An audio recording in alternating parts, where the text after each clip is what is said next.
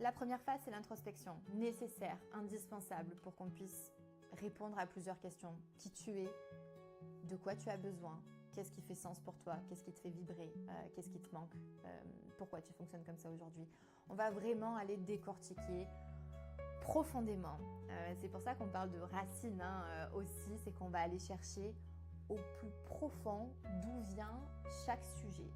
Donc on va se confronter à plusieurs choses, on va parler de croyances, c'est quelque chose que tu entends beaucoup, mais c'est une réalité, à toutes les croyances qui te limitent, celles qui te servent.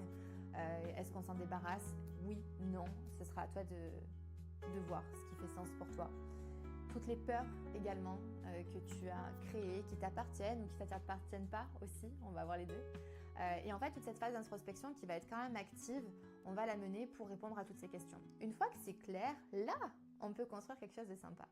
On va passer à l'action en se disant, ok, ce qu'on a découvert dans l'introspection nous permet de dire et te permet de te rendre compte que ton poste aujourd'hui, finalement, il n'est pas si mal que ça. Sauf que c'est dans la gestion, dans comment tu l'occupes, ce que tu y fais, comment tu t'organises, comment tu interagis avec les autres, comment tu demandes aussi des choses à ta direction. Et si tu es un membre de la direction, de voir comment tu fonctionnes dans ce quotidien-là. Donc, on va calibrer pour que ce soit parfait pour toi. Et petit à petit, le changement sera visible, efficace et le résultat sera là.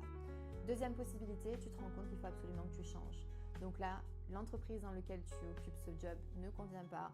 Ton métier, par contre, c'est le bon, tu en es certain.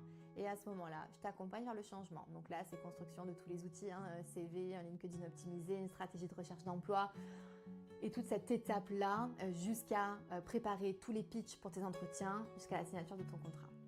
Troisième possibilité, tu te rends compte qu'en fait c'est un changement drastique que tu as besoin, c'est pas du tout le métier que tu veux, c'est pas du tout ce contexte que tu veux là, et là on change tout. C'est soit une réorientation, soit de l'entrepreneuriat par exemple.